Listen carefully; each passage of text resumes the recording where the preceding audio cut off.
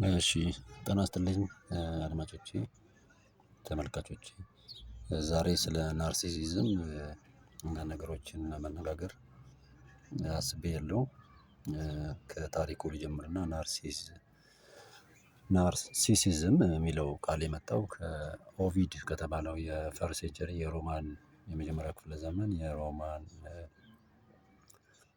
ፖኤት ወይም ደግሞ ገጣሚ ሜታሞርፎሲስ ከሚለው ስራ ውስጥ የተገኘ ነው። እና በዚህ ስራ ውስጥ ኦቪድ የሚያቀርባቸው ታሪኮች አሉ። አንደኛው የሄራ እና የኤኮ ከዛ ደግሞ የኤኮ እና የናርሲሰስ ታሪኮች ናቸው ማለት ነው።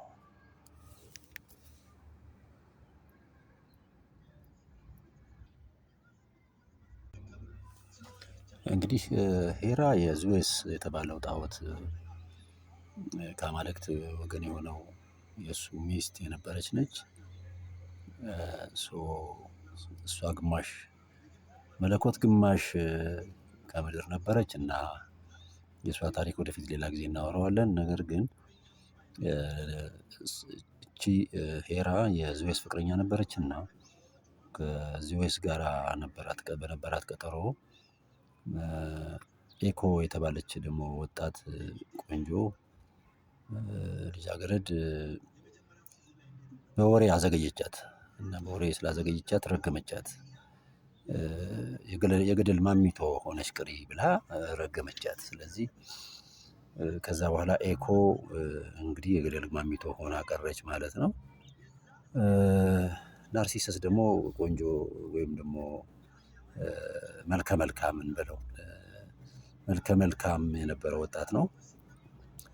እና ኤኮ ባየችው ጊዜ ወደደችው ይላል ታሪኩ። ነገር ግን ፍቅሯን ለመግለጽ ያ እርግማን ስላለባት የገደል ማሚቶ ብቻ ስለሆነች ፍቅሯን ልትገልጽለት አልቻለችም ለናርሲሰስ። ስለዚህ ወጣቱ ናርሲሰስ ለፍቅሯ ምላሽ ሊሰጥ አልቻለም። በዚህ የተነሳ ደግሞ አማልክቱ ናርሲሰስን በጣም ተበሳጭተውበት እርሱንም እንዲሁ ረገሙት። ስለዚህ ናርሲሰስ ከራሱ ጋር ፍቅር ወደቀ ማለት ነው። እና አንድ ቀን በውሃ ዳር ሲሄድ የራሱን መልክ አይቶ ወደደው። ስለዚህ በዚህ ቢለው በዛ ቢለው ሊነካውና የራሱ ፍቅር ለራሱ መልስ ሊሰጠው አልቻለም ማለት ነው። ስለዚህ እንግዲህ ታሪኩ ይሄ ነው። ናርሲሰስ ከራሱ ጋር በፍቅር የወደቀ ወጣት ነው ማለት ነው። እንግዲህ ይሄ የመነሻው ሲሆን ራስን መውደድ ከአእምሮ ሳይኮሎጂ ጋራ ወይም ደግሞ ከስነ አእምሮ ጋራ ያለውን ግንኙነት ተንተን አድርጎ ማየት ይፈልጋል ማለት ነው።